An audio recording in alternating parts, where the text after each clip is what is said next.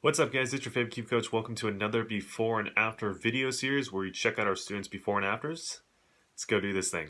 So welcome back to the channel guys. If you guys are new to Kiwi Golf Japan, we do a bunch of videos like this every single week. So go hit that little red subscribe button, smash the like button, leave a comment, share this video, and let's hop into the first part. So before we hop into the first part, I want to talk about our upcoming seminar in Yokohama. It's going to be about passive torque. Now the inspiration behind this seminar was because I know a lot of you guys like the George Genghis swing method. So we're going to be talking about how passive torque relates to the George Genghis swing method. We're also going to be talking about what passive torque is, essentially what you guys in Japan have probably heard it be.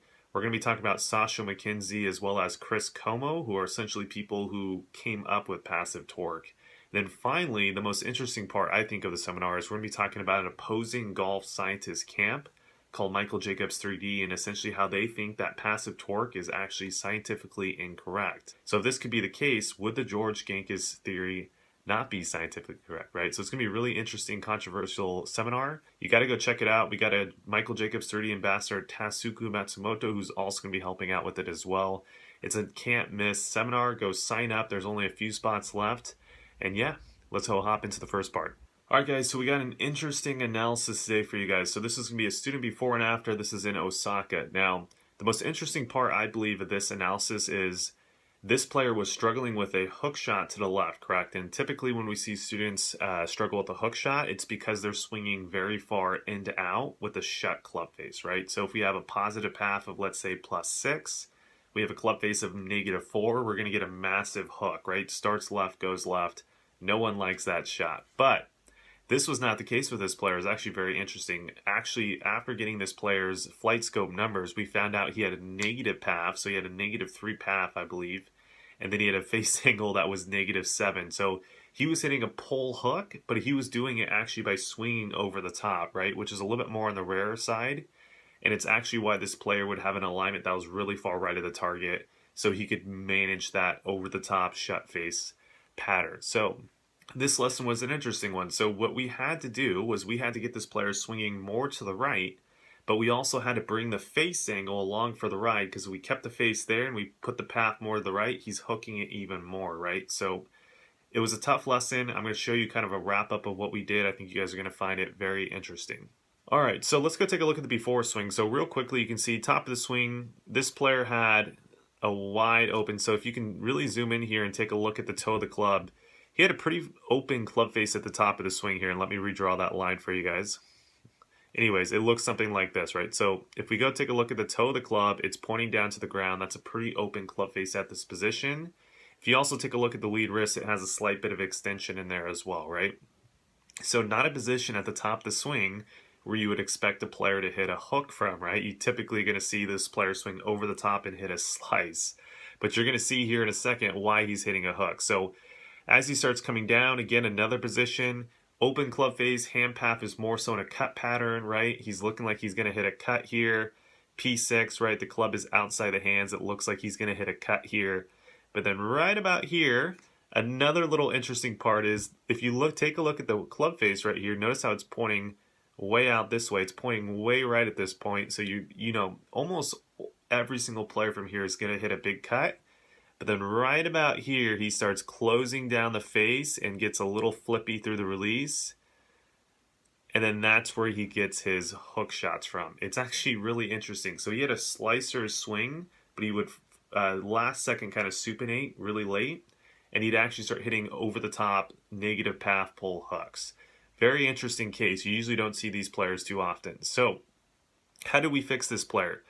Well, the first thing at the top of the swing, unfortunately, again, Japanese ranges are small. I apologize, you can't see the whole swing. You got to work with what you got, right? But anyways, we got his club shaft in a little bit better position. So before, if you kind of take note, his club head was kind of in line with the hands, not really crossed or anything, but he had an excessive amount of radial deviation. This next view, you can kind of see if the club head was in view that the club head is above the hand, so a lot less radial deviation. We actually got a flatter wrist as well.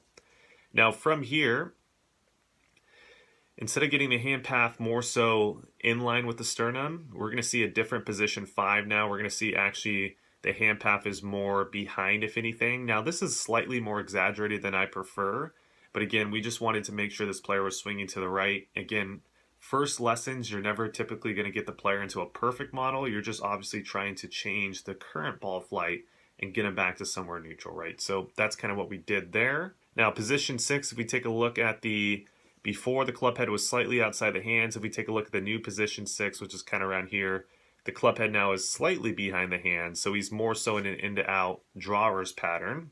And then from here, the big change that you're going to see is from the hip line, and let me kind of show you that real quick. So before, if you notice, his hips are maybe close to like 20 degrees, 30 degrees open into the ball target line at this point. Now the after swing, he's a lot less open, right? He's more so at maybe like 15 degrees, right? Which is a little exaggerated for P6, but again, we wanted to make sure we got him away from that over-the-top move. Now, next thing, as we come into impact, we're going to see before he was swinging pretty far from the left. Now, in this current one, after we measured him, he was still swinging around -2 to about neutral. So he still wasn't quite positive path, but he was a lot better. But the big difference you're going to see is obviously before he was starting to kind of jump up, extend, flip. Now, because his sequencing of the hips is a lot better, he's actually staying down in front bend and he's rotating through the shot, which from here, you're going to see a little mini flip right here with the hands. If we go zoom in real quick, and I'll show you again that one more time. Got a little mini flip kind of through here with the hands.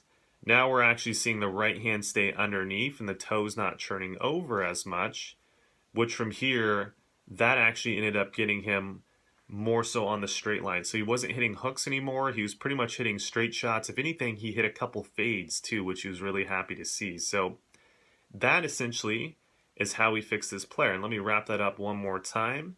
So from the top of the swing, we got P4 with a lot less radial deviation. We also got the arms maybe a little bit deeper as well. But from here to position 5, we got the hands from working this way. We got them a little bit more working vertically downwards, which got the hands a little bit more behind the body.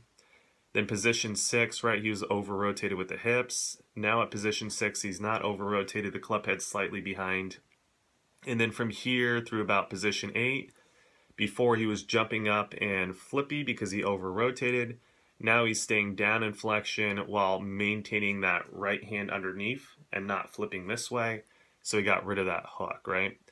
And then from here, just so you guys can kind of see, before he had that little chicken wing through the shot, now he's actually starting to rotate through the shot, no chicken wing whatsoever. And he's really starting to look really good through the ball. So I'll play that back one more time so you can see that. So this was before, and now this is after. So some pretty big changes in the first lesson. So what should you guys take home? Well, you got to understand ball flight laws, right? I know it's confusing. I know it's hard to learn sometimes, but if you can understand the general concepts, it's really going to help you out. So just because you swing more left doesn't necessarily mean you're going to actually hit a slice. This player is a perfect example, albeit he's pretty rare, but you could swing left quite severely like he was and still hit a pull hook. So again, if the club path, or excuse me, if the face angle is pointing left, hittery, of the club path, the ball is going to curve to the left. If the face angle is pointing right of the club path, golf ball is going to curve to the right. If you can understand that, you can understand how to diagnose your curvature, and then you can kind of start working back from there. But anyways, guys, yeah, this is the video. I hope you guys enjoyed. If you guys see something similar in your own golf swings and you want to get it checked out by me, go check out our January lessons. We already sold out all December, but January is open.